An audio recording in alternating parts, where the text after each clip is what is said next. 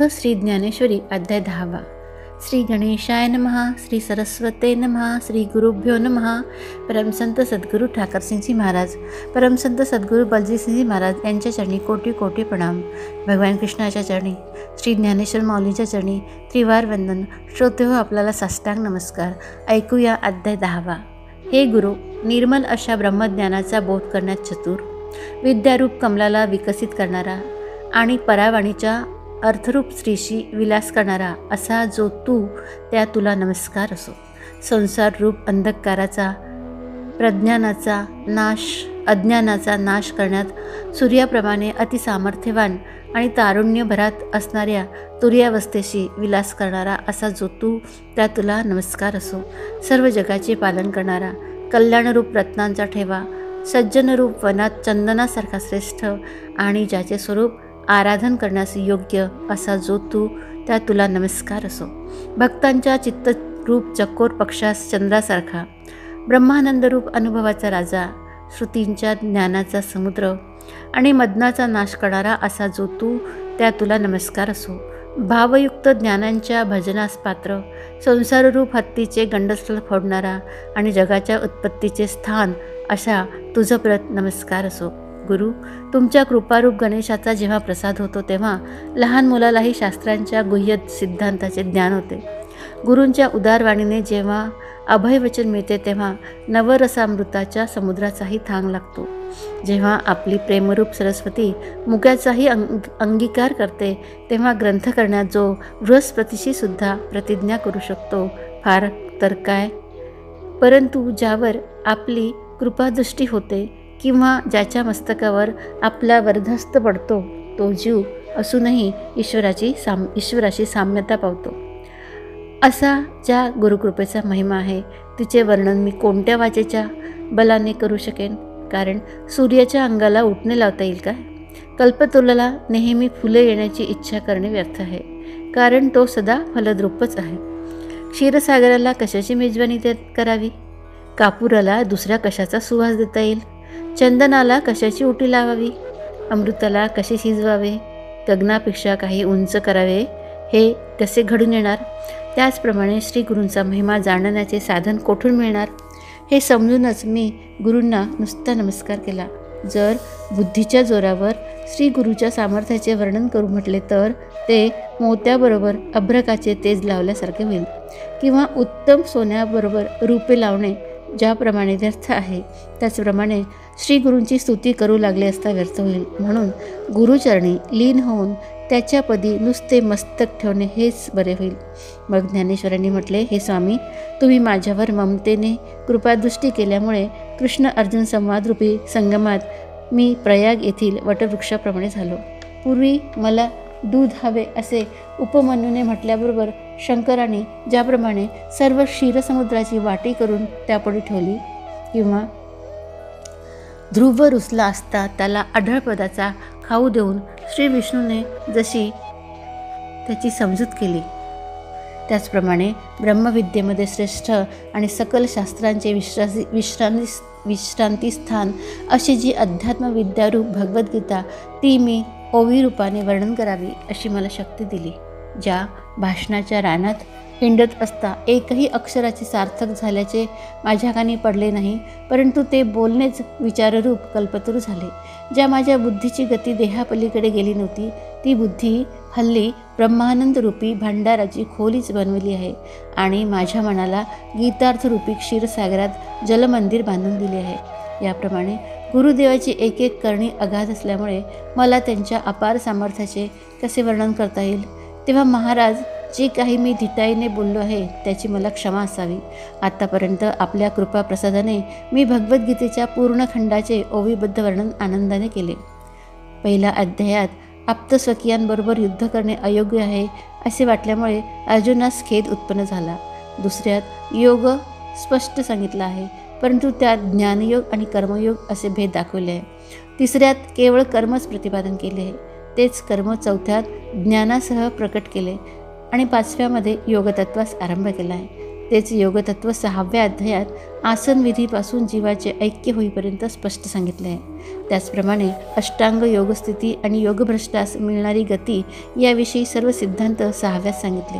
त्यानंतर 7व्यात आरंभी प्रकृतीचा उपक्रम व परिहार सांगून नंतर ईश्वराचे भजन करणाऱ्या 4 प्रकारच्या भक्तांचे म्हणजे आर्त, जिज्ञासू, अर्थार्थी आणि ज्ञानी यांचे वर्णन केले. प्रयाण समयी चित्तशुद्धी करण्याचा निर्णय 8व्यात सांगितला आहे.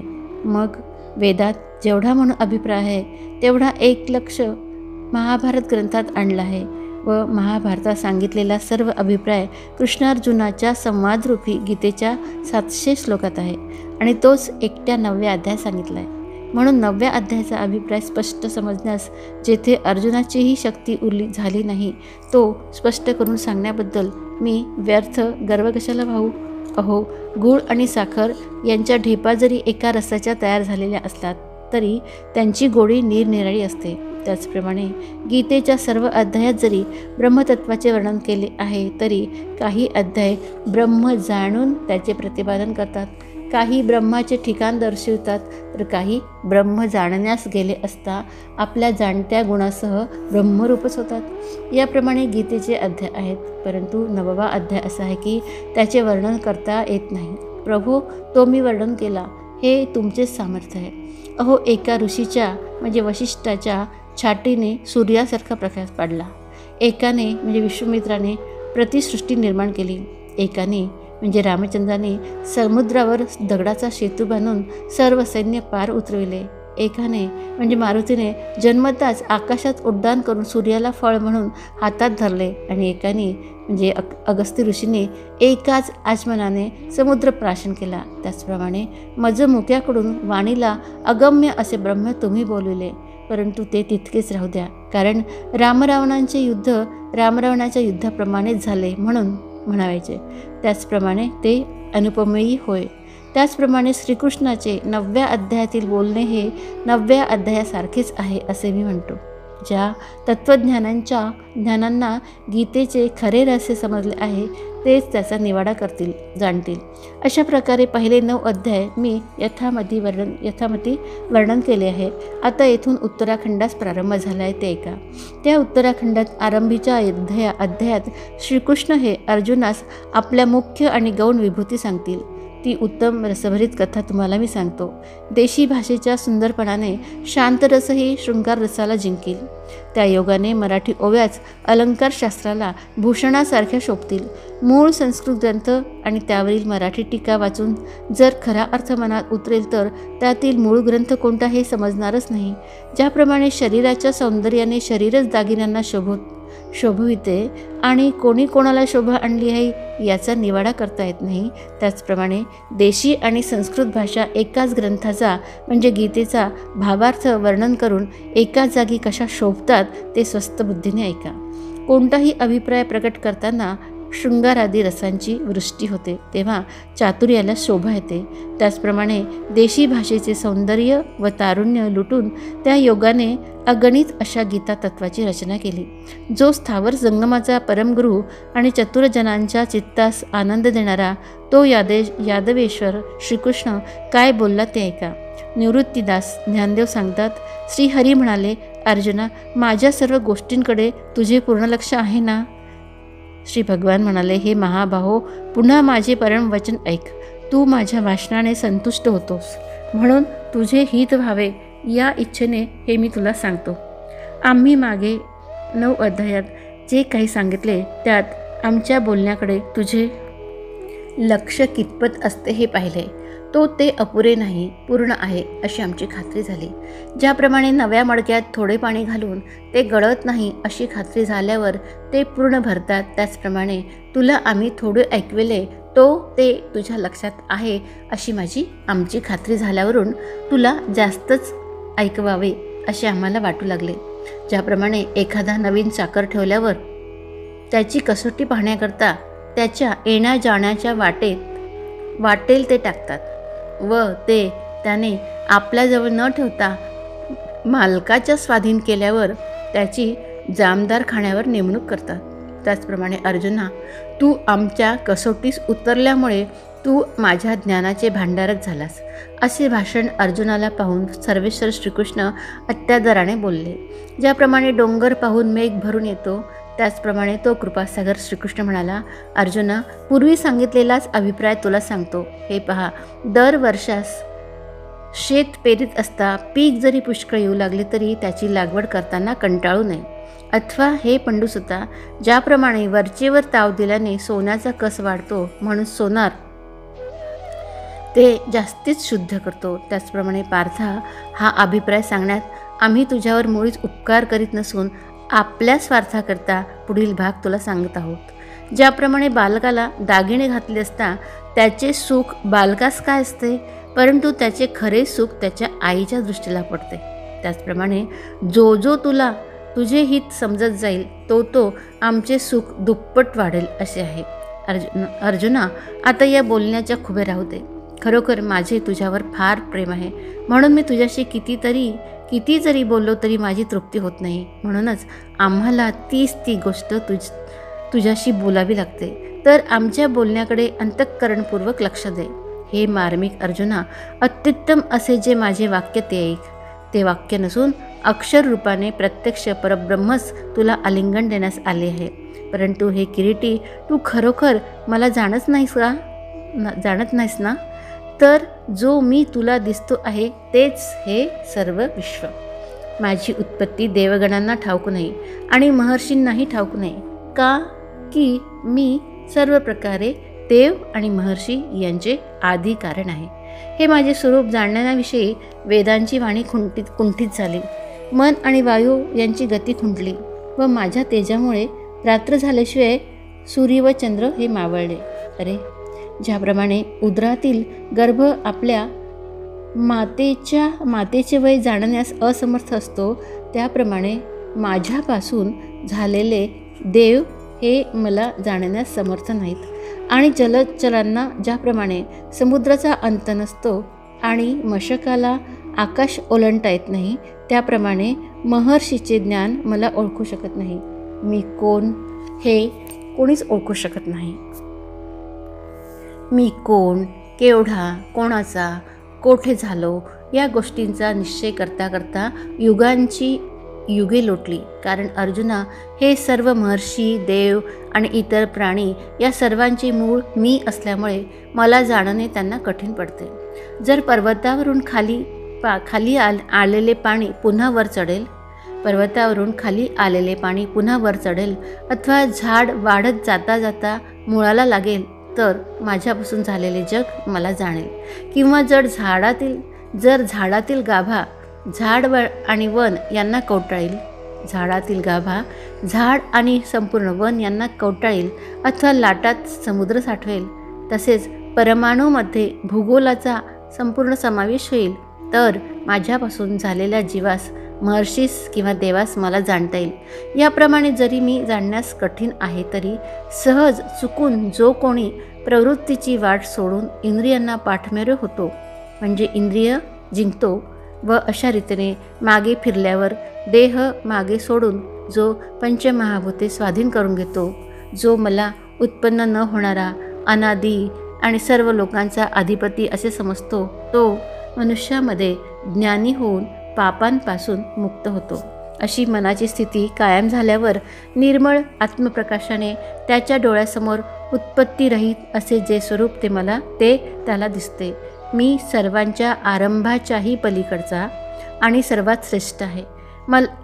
मला जो मनुष्य जाणेल तो दगडात जसा परीस किंवा रसात जसे अमृत तसा सर्व मनुष्यात तो माझा अंश आहे असे समज. तो चालत्या बोलत्या ज्ञानाची केवळ मूर्ती आहे आणि त्याचे अवयव म्हणजे सुखाचे अंकुर. एरवी लौकिकदृष्ट्या त्याचे जे मनुष्यपण तो केवळ भ्रम होय.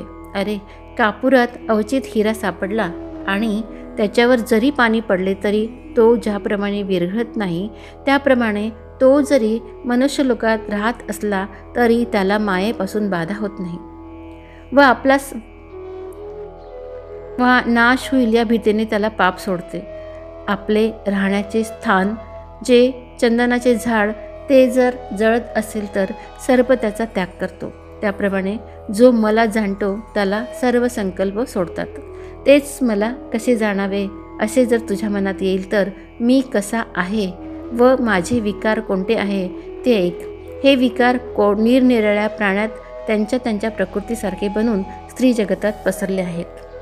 बुद्धी, ज्ञान, असमोह, क्षमा, शांती, दम, शम, सुख, दुःख, उत्पत्ती, विनाश, भय, अभय, अहिंसा, समता, संतोष, तप, दान, यश आणि अपयश हे निरनिराळ्या प्रकारचे प्राण्यांचे विकार माझ्यापासूनच होतात. ज्या विकारात पहिली बुद्धी असे समज, मग अमर्याद ज्ञान, दक्षता, सहनशीलता, क्षमा, सत्य, मग मनोनिग्रह व इंद्रिय निग्रह हे दोन्ही. आणखी अर्जुना, जगातील सुख, दुःख, जन्म, मरण हेही विकारच आहेत असे समज. पंडुसुता, भीती आणि निर्भयपणा, अहिंसा आणि सुखदुःख, समता, संतोष आणि तप हेही भावच आहेत असे समज.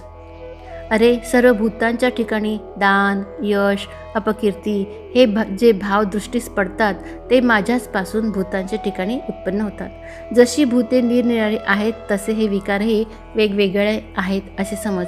त्यापैकी काहींना माझे ज्ञान होते व काहींना होत नाही. ज्याप्रमाणे प्रकाश व अंधार ही सूर्यापासूनच उत्पन्न होतात, प्रकाश उदयाबरोबर व अंधार अस्तमानाबरोबर दृष्टीस पडतो, त्याचप्रमाणे माझे ज्ञान होणे अगर न होणे हे प्राण्याच्या कर्माचे फल आहे. म्हणूनच त्यांच्या ठिकाणी निरनिराळे विकार प्राप्त होतात. याप्रमाणे अर्जुना, ही सर्व जीवसृष्टी माझ्याच विकारांनी भरलेली आहे असे समज.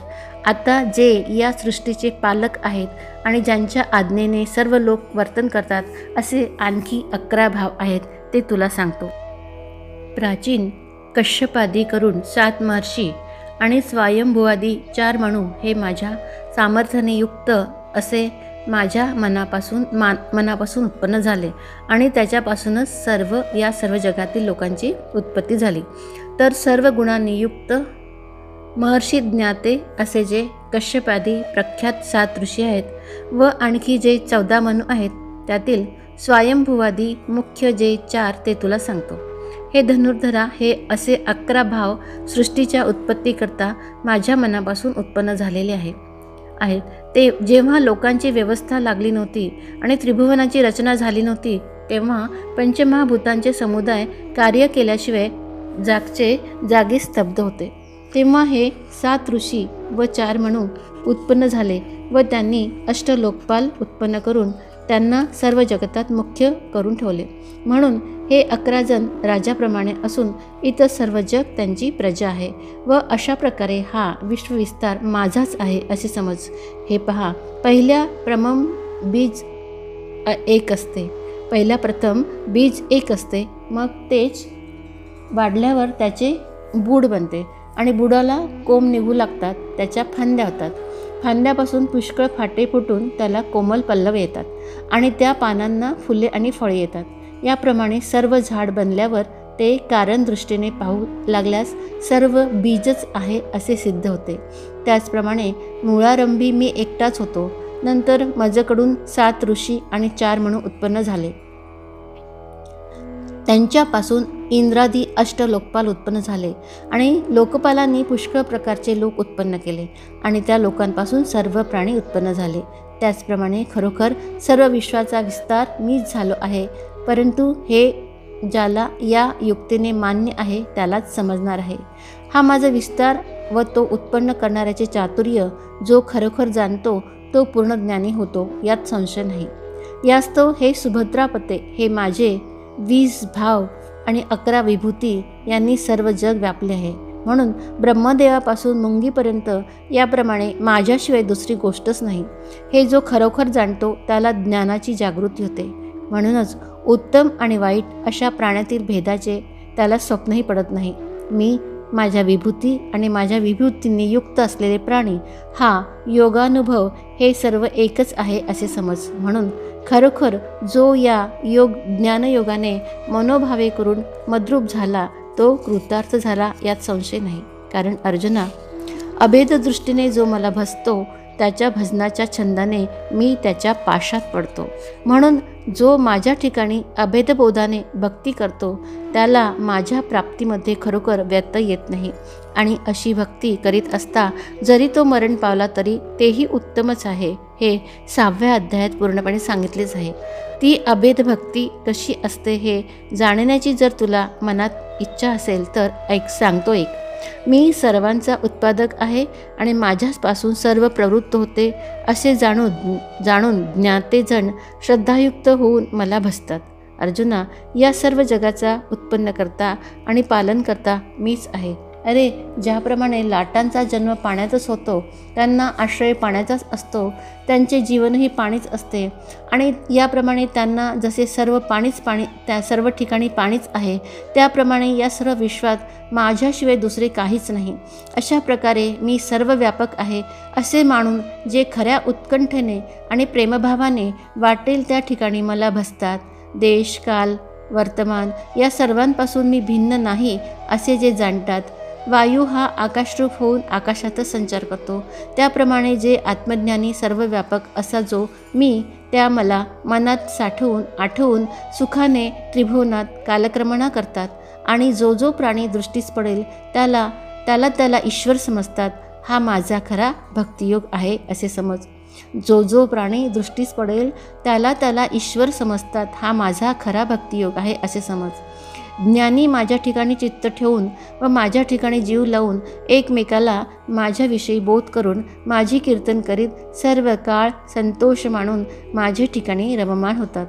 जे आपले चित्त मद्रूप करतात आणि माझ्याच योगाने ज्यांचे प्राण संतोष पावतात ते मग ज्ञानाच्या भुलीने जन्ममरणास विसरतात.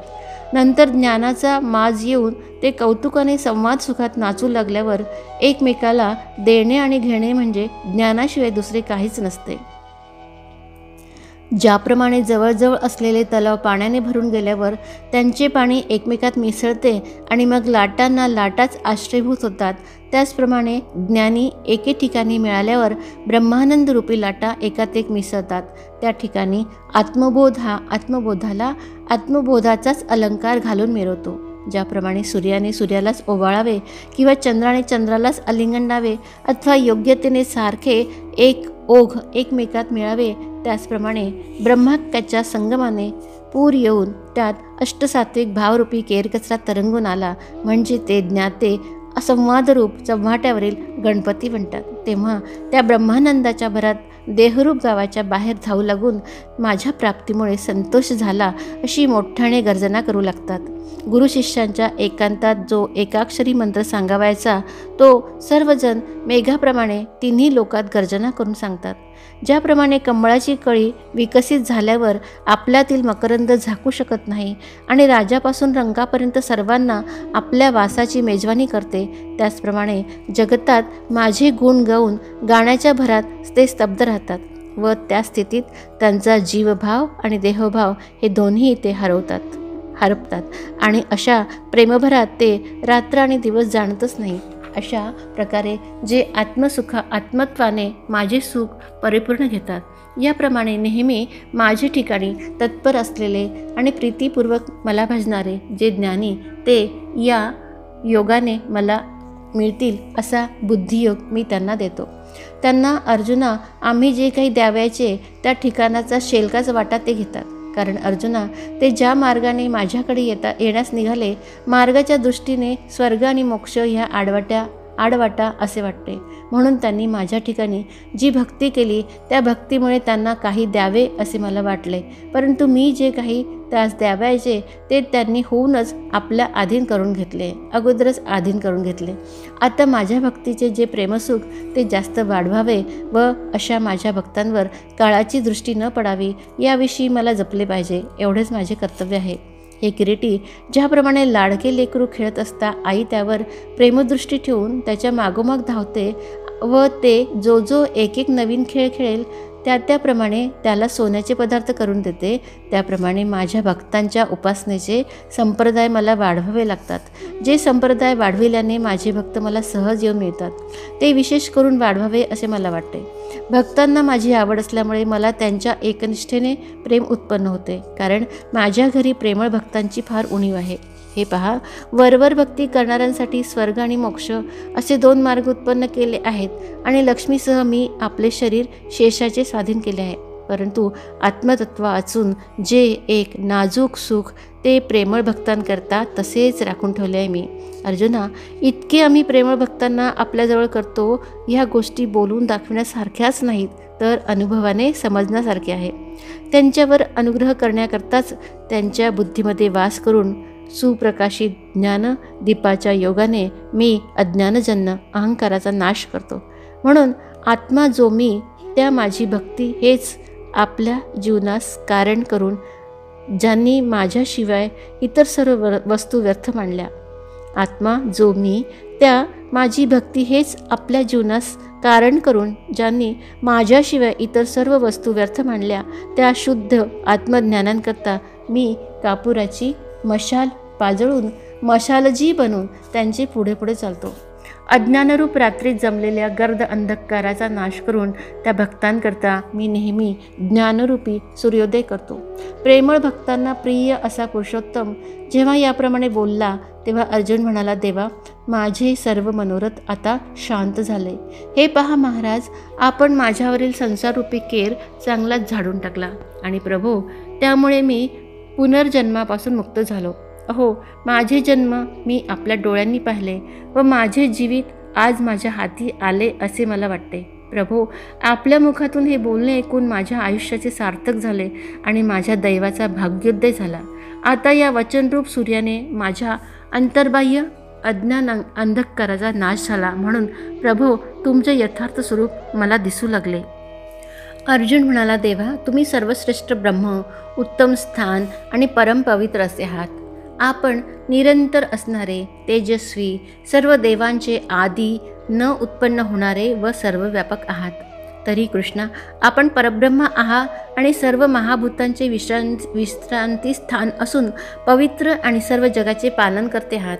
तुम्ही ब्रह्मा, विष्णू आणि महेश या तिघांचे आदिदैवत आहात. देवा, 25वे तत्व जो पुरुष तो तूच आणि मायेच्या पलीकडील जो दिव्य भाव तोही तूच. हे स्वामी, तुम्ही अनादिसिद्ध असून तुम्हाला जन्मादी धर्म नाहीत असे तुम्ही आहात असे मला आता समजले. तुम्ही 3 कालांचे चालक आहात. तुम्ही जीवकलेची मुख्य देवता आहात आणि तुम्ही ब्रह्मांडास आधारभूत आहात असे आता मला स्पष्ट कळले. असे आपण आहात म्हणून सर्व ऋषी, देवर्षी नारद, असित, देवल, व्यास हे सर्व ऋषी म्हणत आहेत आणि तुम्हीही स्वतः तेच मला सांगत आहात. हे पहा, आणखी दुसऱ्याही एका तऱ्हेने त्या गोष्टींच्या खरेपणाविषयी अनुभव येतो. तो असा की पूर्वी तुमच्याविषयी अशाच गोष्टी पुष्कळ ऋषींनी सांगितल्या आहेत, परंतु त्यांनी सांगितलेल्या गोष्टी खऱ्या आहेत असे मला आज कळून चुकले. पण ते सुद्धा तुम्ही कृपा केली म्हणूनच. एरवी नारद मुनी आमच्या घरी नेहमी येतात आणि ते सुद्धा हेच गात असतात, पण त्याचा अर्थ न समजता मी त्यांचे गाणेच सुखाने ऐकत असे. महाराज, आंधळ्याच्या गावी सूर्य जरी स्वतः प्रकट झाला तरी त्यांना फक्त उन्हाचा उपयोग होतो, बाकी त्यांना प्रकाश कसा दिसणार? त्याचप्रमाणे नारद हे अध्यात्म गायन करीत असता मला त्यांच्या रागरागिणीचे माधुर्य वरवरच तेवढे समजत असे, दुसरे काही नाही. त्याचप्रमाणे असित, देवल यांच्या तोंडूनही तुमचे याच प्रकारे गुणानुवाद मी ऐकत असे, परंतु त्यावेळेस माझी बुद्धी विषयरूप विषाने व्यापली होती. विषयरूप विषाचा महिमा असा आहे की परमार्थ गोड असून तो जीवास कडू लागतो आणि विषय कडू असून ते गोड लागतात. आणखी दुसऱ्या विषयी काय सांगू, परंतु सर्वश्रेष्ठ जे व्यासमुनी ते देखील स्वतः येऊन तुमच्या स्वरूपाचे वर्णन करीत असत.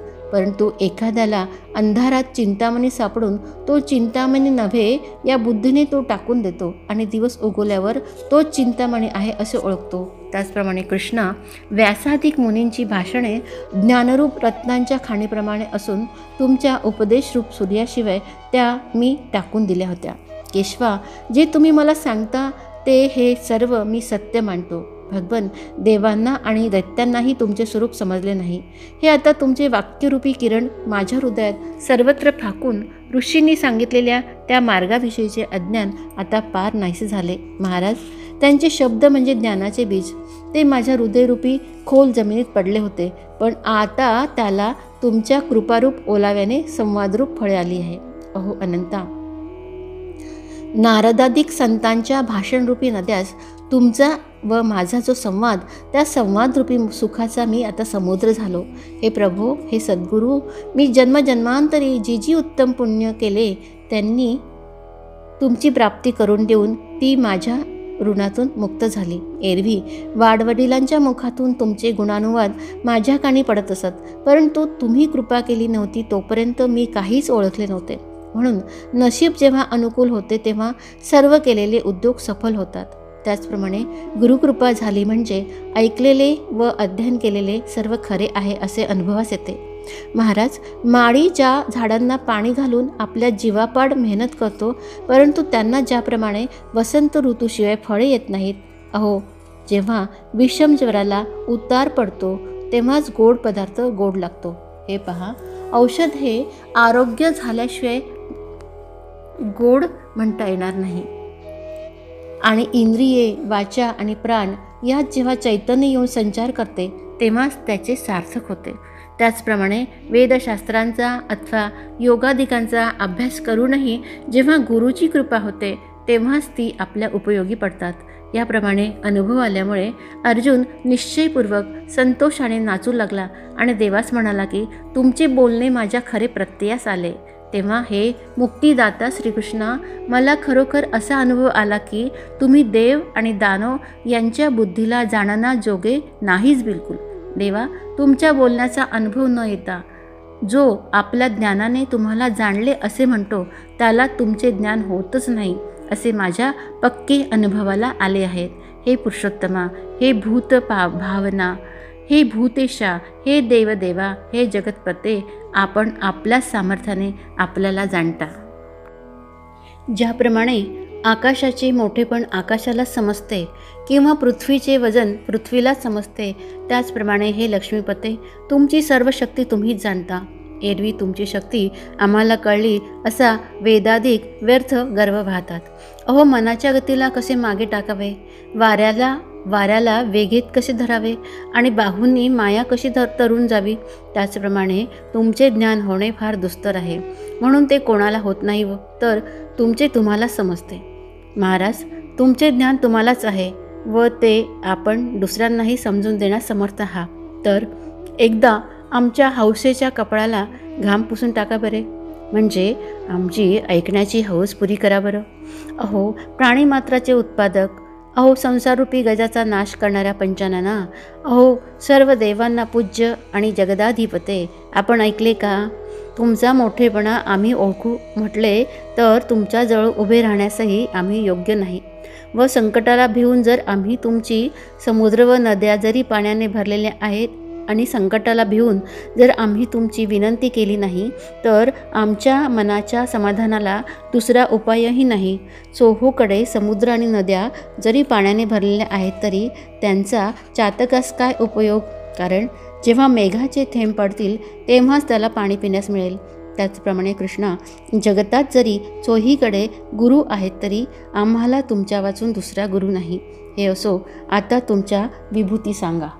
ज्या विभूतीच्या योगाने तुम्ही या सर्व लोकांना व्यापून राहता त्या तुमच्या अद्भुत अशा सर्व विभूती मला सांगा.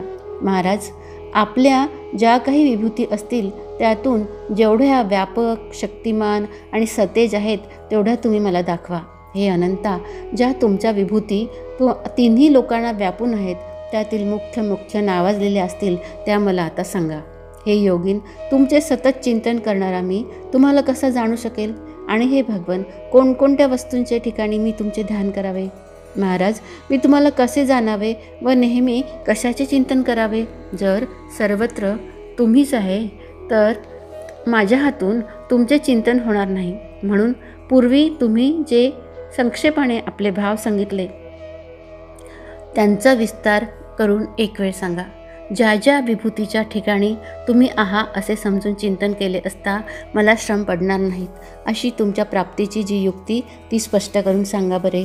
हे जनार्दना, तो तुमचा योग आणि विभूती मला पुन्हा विस्ताराने सांगा, कारण तुमचे अमृतासारखे भाषण कितीही ऐकले तरी माझी तृप्ती होतच नाही. हे भूतपते, मी ज्या विभूतींबद्दल तुम्हाला विचारले आहे त्या सांगा. त्याच त्या पुन्हा काय सांगावायच्या आहेत असे जर कदाचित म्हणाल तर जनार्दना, अशी शंका मनात मुळीच येऊ देऊ नका. कारण जगातील साधारण जे अमृतपान त्यालाही पुरे असे कोणाच्याने म्हणवत नाही. जे अमृत काळकूट विषाचे सख्खे भावंड आहे ते मरणाच्या भीतीने देवानी प्राशन केले असताही ब्रह्मदेवाच्या एका दिवसात 14 इंद्र लय पावतात. क्षीराब्धीचा असा एक रस आहे की त्याला अमृत हे नाव व्यर्थ प्राप्त झाले आहे, पण त्याचीही गोडी पुरी झाली असे कोणाच्यानेही म्हणवत नाही. त्या तुच्छ अमृताच्या गोडीचा जर एवढा महिमा आहे तर मग असे पहा की हे तुमचे बोलणे तर खरोखर ज्ञानामृत आहे. हे मंदराचला न हलविता, क्षीरसागर न घुसळिता, अनादी असून स्वभावतः एकमेव स्वयमेव आहे. ते हे पाझरत नाही, पातळ होत नाही, घट्टही होत नाही, याची गोडी आणि सुवासही समजत नाही आणि हे आठवण करण्याबरोबर वाटेल त्याला प्राप्त होते. याची गोष्ट ऐकता क्षणीच सर्व संसार मिथ्या वाटू लागतो आणि यामुळे बळकट अविनाशी पण आपोआपच प्राप्त होते.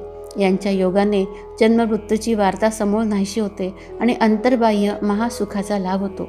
मग दैवयोगाने जर ते सेवन केले तर ते आत्मरूपी करून टाकते. अशा प्रकारे जे तुमचे ज्ञानामृत ते तुम्ही मला पाजित असता माझे चित्त पुरे म्हणू शकत नाही.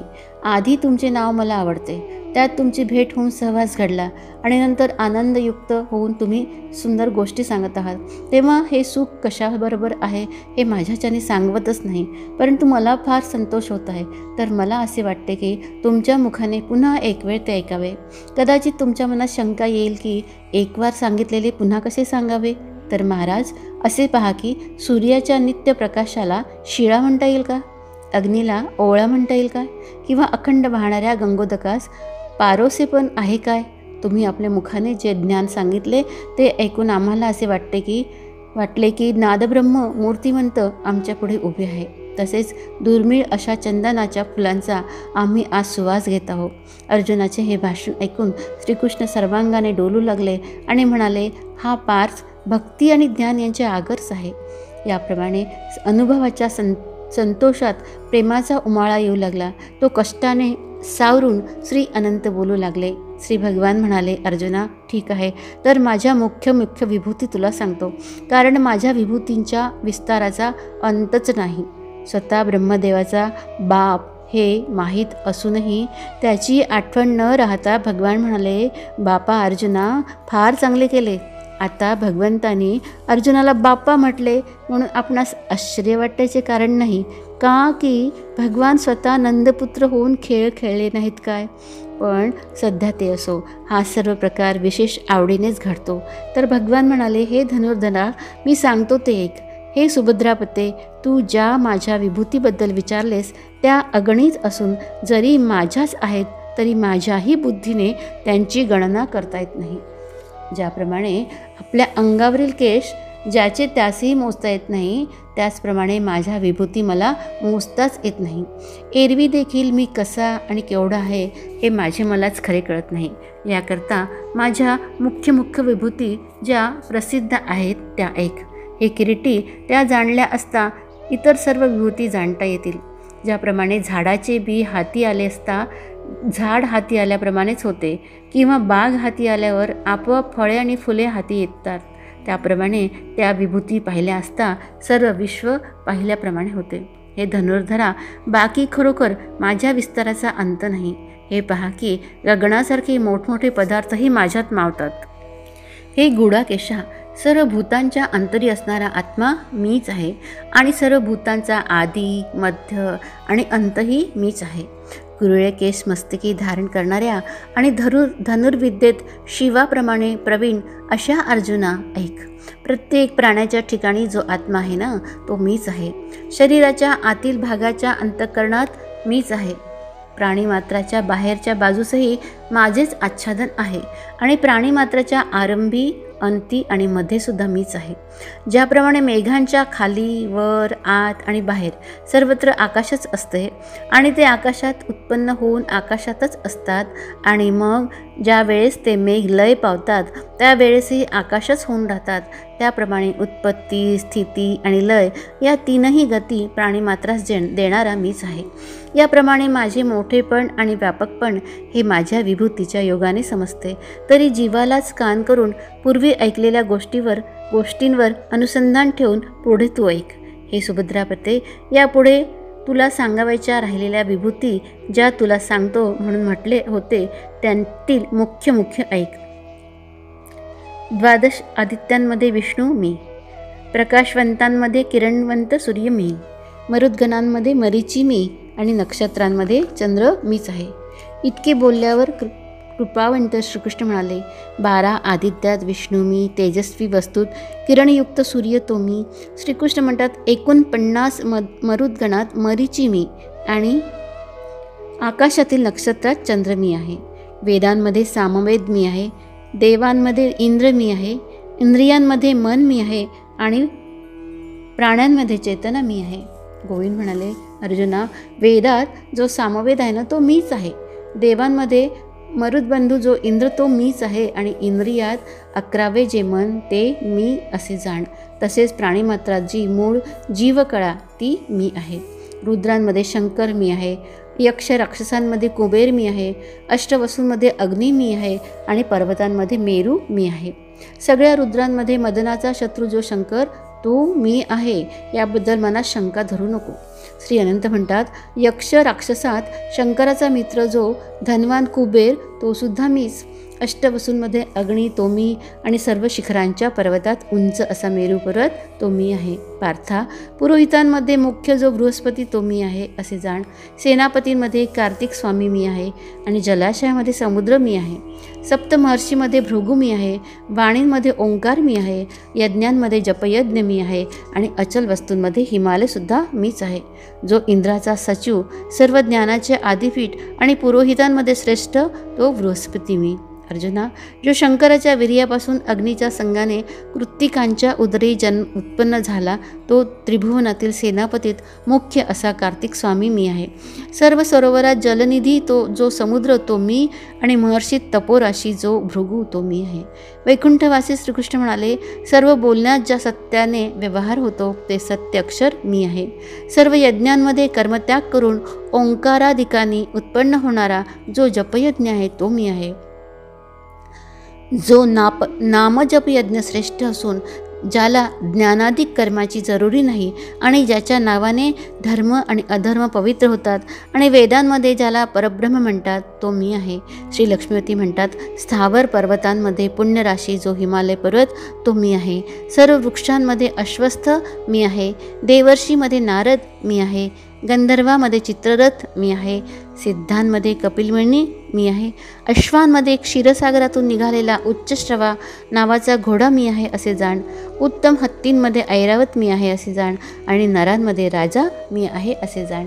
कल्पवृक्ष आणि पारिजात तसाच चंदन हे गुणाने मोठे प्रसिद्ध आहेत, तरी या सर्व वृक्षात पिंपळ वृक्ष जो वृक्ष आहे ना तो मीच आहे. हे पांडवा, सर्व देवर्षीत नारद ऋषी तो मी आहे असे जाण आणि सर्व गंधर्वात चित्ररथमधून म्हणून जो गंधर्व आहे तो मी आहे. हे ज्ञानवंता, या सर्व सिद्धांमध्ये कपिलाचार्य मी आहे. सर्व घोड्यांमध्ये उच्चश्रवा नावाचा घोडा तो मी आहे.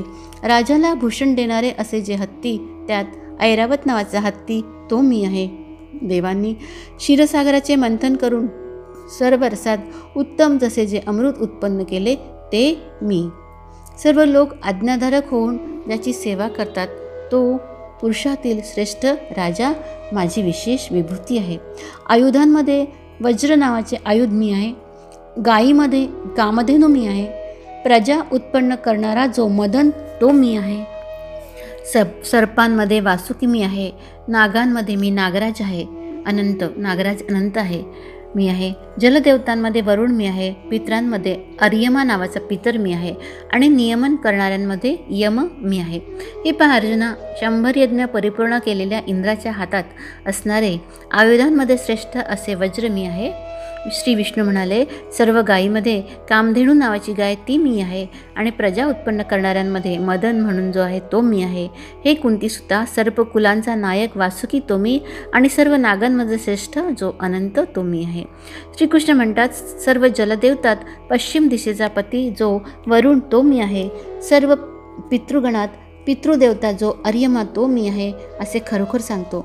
जे जगाची शुभाशुभ कर्मे लिहितात, प्राण्यांच्या मनाच्या आणि शरीराच्या कर्मांची झडती घेतात आणि कर्मानुसार भोगाचे फल देतात, त्या नियमन करणाऱ्यात प्राणांच्या कर्माचा साक्षीभूत जो यमधर्म तो मी आहे असे रमापती आत्माराम म्हणाले. दैत्यांमध्ये प्रल्हाद मी आहे, गणती करणाऱ्यांमध्ये काल मी आहे, पशूंमध्ये सिंह किंवा व्याघ्र मी आहे आणि पक्ष्यांमध्ये गरुड मी आहे. अरे, दैत्यकुलात जन्मलेला प्रल्हाद म्हणून जो दैत्य तो मी आहे असे समज आणि म्हणूनच तो दैत्यांच्या स्वभावाने लिप्त झाला नाही. गोपाळकृष्ण म्हणतात, हरण करणारात जो महाकाल तो मी आहे, सर्व जनावरात वाघ तो मी आहे. अर्जुना ऐक, सर्व पक्ष्यांमध्ये गरुड पक्षी तो मी आहे, म्हणूनच तो मला आपल्या पाठीवर वाहू शकतो.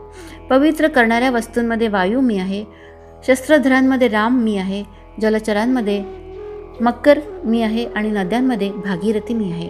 हे धनुर्धरा, या पृथ्वीच्या सभोवती एक घटका न लागता जो फिरतो आणि एका उडीबरोबर 7ही समुद्रांना प्रदक्षिणा करतो, अशा वेगवानांमध्ये श्रेष्ठ जो वायू तो मी आहे. आणि अर्जुना, सर्व शस्त्रधरात श्रीराम तो मीच आहे. ज्या रामाने त्रेतायुगी संकटात पडलेल्या धर्माच्या कैवाराने आपल्या रूपाचेच दुसरे धनुष्य बनवून विजयश्रीला आपल्याशिवाय दुसरा मार्गच ठेवला नाही, नंतर सुवेलाचलावर उभे राहून लंकाधीश रावणाच्या मस्तकाच्या पंक्ती गगनात उदो उदो म्हणणाऱ्या भूतांना बळी दिल्या, ज्या रामाने देवांचा मान राखला, धर्माचा जीर्णोद्धार केला आणि जो सूर्यवंशात केवळ प्रतिसूर्यच उदयास आला, जो शस्त्रे परजण्यात सीतापती रामचंद्र मी व तो शस्त्रे परजण्यात सीतापती रामचंद्र मीच आहे आणि पुच्छवंत जलचरात मकर तो मी आहे. सर्व वाहणाऱ्या नद्यांमध्ये ज्या गंगेला भागीरथी असे म्हणतात, ज्या गंगेला भागीरथ आणीत असता जन्नूने गिळून पुन्हा मांडी फोडून जिला वाट दिली, ती सर्व त्रैलोक्यातील नद्यात मुख्य नदी जान्हवी मी. अरे अर्जुना, असे अर्जुना तू जाण. हे पहा, याप्रमाणे सृष्टीतील माझ्या एक एक निरनिराळ्या विभूतींचे वर्णन करू लागलो तर 1000 जन्मात अर्ध्या विभूतींचेही वर्णन होणार नाही. हे अर्जुना, मी सृष्ट पदार्थांचा आदी मध्य आणि अंत आहे. सर्व विद्यांमध्ये आत्मा काय अनात्मा काय यांचा भेद दाखविणारी जी अध्यात्मविद्या ती मी आहे. वादविवादात तत्त्व जाणण्याच्या इच्छेने केलेला जो वाद तो मी आहे. अक्षरांमध्ये ओंकार हे अक्षर मी आहे, समासांमध्ये द्वंद्व समास मी आहे. अक्षय जो काल तो मी आहे. सर्व बाजूंनी कर्माचे फल देणारा मीच आहे. ज्याप्रमाणे सर्व नक्षत्रे वेचून घ्यावी अशी मनात इच्छा उत्पन्न झाली असता आकाशाची मोठ बांधली म्हणजे ती सर्व हाती येतील, किंवा पृथ्वीच्या परमाणूंचा झाडा घ्यावायचा असल्यास भूगोलच काखेत मारला पाहिजे, त्याचप्रमाणे माझा विस्तार पाहावायचा असल्यास मलाच जाणले पाहिजे, म्हणजे ते सर्व दृष्टीस पडेल. फांद्या फुले आणि फळे ही सर्व एकदम गुंडाळून घ्यावी असे वाटल्यास ज्याप्रमाणे झाड मुळासकट उपटून घ्यावे, त्याचप्रमाणे माझ्या सर्व विभूती समजाव्या अशी इच्छा झाल्यास माझे निर्दोष असे स्वरूप जाणून घ्यावे, म्हणजे त्या सहज समजतील. एरवी अर्जुना, माझ्या वेगवेगळ्या विभूती किती म्हणून ऐकशील, म्हणून एकदा मला जाणलेस म्हणजे त्या सर्व तुला कळतील. हे किरीटी, मी सर्व सृष्टीचा आदी मध्य आणि अंत आहे. ज्याप्रमाणे वस्त्रात तंतू उभे आणि आडवे भरलेले असतात, त्याप्रमाणे जो मी सर्वव्यापक आहे त्या मला तू जाण. त्यानंतर माझ्या विभूती जाणून काय करावायचे आहेत, परंतु तसे करण्याची तुझी योग्यता नाही, म्हणून ते असू दे. हे सुभद्रापते, तू माझ्या विभूती कोणत्या म्हणून विचारशील तर त्या ऐक. सर्व विद्यात आत्मज्ञान होणारी वेदांत विद्या ती मी आहे. अरे, बोलणाऱ्याच्या ठिकाणी जो सर्व शास्त्रांच्या संमतीने कधी संपत नाही तो वाद मी आहे. निश्चय करू लागले असता जो उलट वाढतो व ऐकणाऱ्याच्या तर्कास बळ येते आणि त्या तर्कावर बोलणाऱ्यांची गोड भाषणे होतात. श्री गोविंद म्हणाले, अशा वाटाघाटीत जो वाद चालतो तो मी आहे आणि अक्षरात स्पष्ट असा जो अकार तो मी आहे. समासात बंद तो मी आहे असे समज आणि मशकापासून ब्रह्मदेवापर्यंत सर्वांना ग्रासणारा काल तो मी आहे. मेरू मंदारादिकांसह जो पृथ्वीचा नाश करतो आणि प्रलयकाली जलमय झालेल्या जगास जो जागचे जागी जिरवतो. हे किरीटी, प्रलयकालच्या तेजाला जो मिठी मारतो, सर्व वाऱ्याला गिळून टाकतो आणि ज्याच्या पोटात आकाश मावते असा अपरिमित काळ तो मी आहे, असे लक्ष्मीशी विलास करणारे श्रीकृष्ण म्हणाले. मग पुन्हा म्हणतात, सृष्टीचा जो उत्पन्न करता तो मी आहे. सर्वांना हरण करणारा मृत्यू मी आहे. उत्पन्न होणाऱ्या भाग्यवान प्राण्यांचे भाग्य मी आहे आणि स्त्रीलिंगी विभूतीमध्ये कीर्ती, लक्ष्मी, वाणी, स्मृती, बुद्धी, धृती आणि शांती मी आहे. उत्पन्न झालेल्या प्राणीमात्रांचे धारण करणारा मीच आहे. सर्वांचे जीवनही मीच आहे आणि शेवटी सर्वांचा संहार करतो म्हणून मृत्यूही मीच आहे असे समज. आता स्त्री जातींपैकी माझ्या आणखी 7 विभूती आहेत. त्यांचे मी कौतुकाने वर्णन करतो ते ऐक. अर्जुना, नित्य नवी कीर्ती ती माझी स्मृती. औदार्ययुक्त जी संपत्ती तीही मीच असे जाण आणि न्यायाच्या सिंहासनावर बसून विचाराच्या मार्गाने चालणारी जी वाणी तीही मीच आहे. पदार्थ पाहिल्याने जिच्या योगाने माझी आठवण होते ती स्मरणशक्ती मी असे पक्के समज. इहलोकी स्वहित जागृत करणारी जी बुद्धी ती मी आणि या त्रिभुवनात धृती ती मी आणि क्षमाही मीच.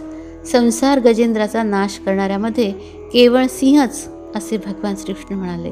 याप्रमाणे स्त्री जातीत ज्या 7 शक्ती आहेत त्या सर्व मी आहे असे समज. सामामध्ये वृषसाम मी आहे. छंदामध्ये गायत्री छंद मी आहे. मासामध्ये मार्गशीर्ष मास मी आहे आणि ऋतूमध्ये वसंत ऋतू मी आहे. मित्रश्रेष्ठा, वेदांमध्ये असलेल्या साम समुदायात वृषसाम आहे ते मी. 7 छंदात गायत्री म्हणून जो छंद आहे ते माझे स्वरूप आहे असे तू निःसंशय जाण.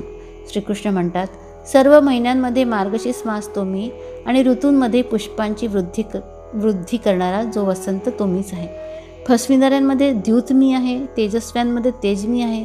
जय मी आहे. उद्योग मी आहे. सात्विकांमध्ये सत्व मी आहे.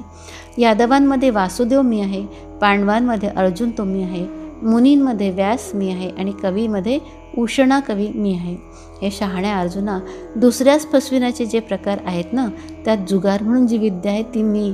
म्हणून चावडीवर जरी दरोडा पडला तरी त्याचे निवारण कोणास करता येत नाही. अरे, सर्व सतेज पदार्थात तेज म्हणून जी वस्तू आहे ना ती मी असे पक्के समज आणि सर्व आरंभिलेल्या कार्यात ज्याची इच्छा असते तो जय मीच आहे. देवश्रेष्ठ श्रीकृष्ण म्हणाले, नीती न सोडता सर्व उद्योगात जो उद्योग तो ते माझे स्वरूप आहे. धीरात सत्व मी आहे आणि यादवात जो श्रीमंत तो मी असे श्री अनंत म्हणाले.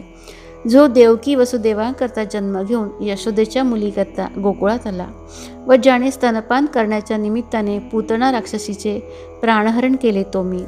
बाळपणची कळी उमलली नाही तो ज्याने दैत्यरहित पृथ्वी केली व हातावर गोवर्धन पर्वत धारण करून इंद्राचा गर्व हरण केला. ज्याने यमुनेतील कालिया सर्पाचे मर्दन करून तिचे हृदयातील दुःख निवारण केले.